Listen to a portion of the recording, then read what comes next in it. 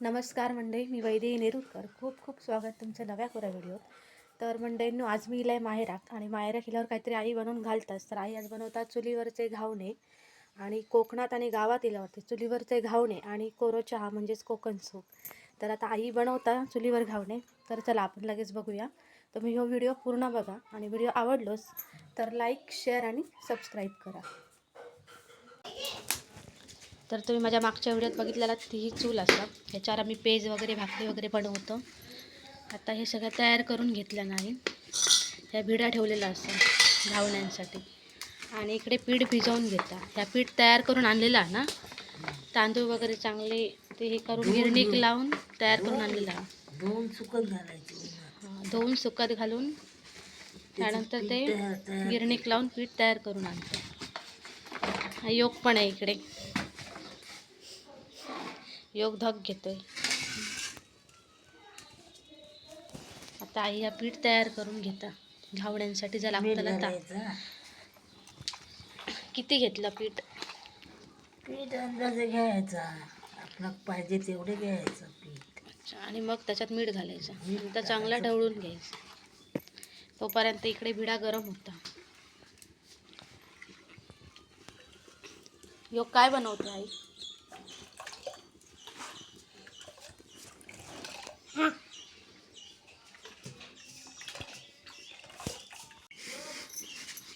ह्या भिड्याक लावसाठी तेल असं आणि ह्या केळीच्या दंडारो असं हे आणि ह्यांना नंतर तेल भिड्याक लावतली आणि मग घावण्याचं पीठ वरती टाकतली.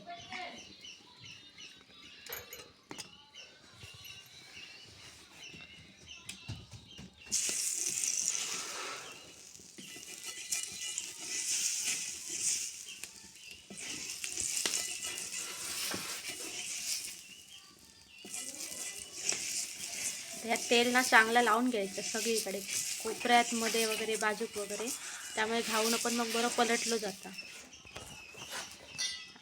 आणि घावणं आणि ह्या पीठ ना पुन्हा एकदा टाकताना ढवळून घ्यायचं चांगलं आणि त्यानंतरच टाकायचं. चांगला तापला भिडा. आग कमी करू का?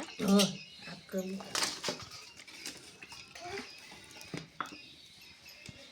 आणि ही केळीची पानं आणलेली असतात, ह्याच्यावरती मग घावणं काढून घ्यायचं खाली.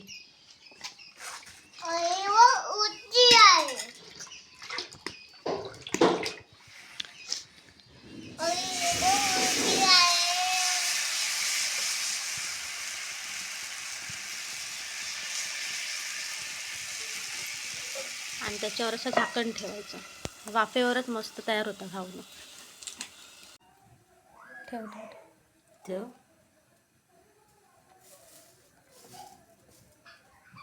काय